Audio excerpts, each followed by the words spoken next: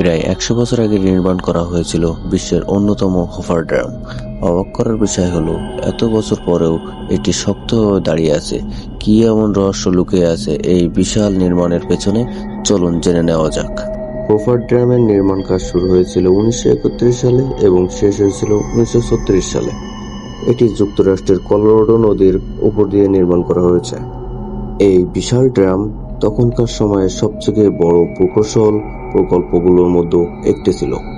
হাজার হাজার ton concrete, শক্তিশালী বাঁকানো নকশা এবং পাহাড়ের সঙ্গে দৃঢ় সংযোগ, এই তিনটি কারণে হোপার ড্যাম এত মজবুত। এই নকশা পানির বিশাল চাপকে চারিদিকে ছড়িয়ে দেয়, ফলে দীর্ঘ সময় এটি স্থিতিশীল থাকে।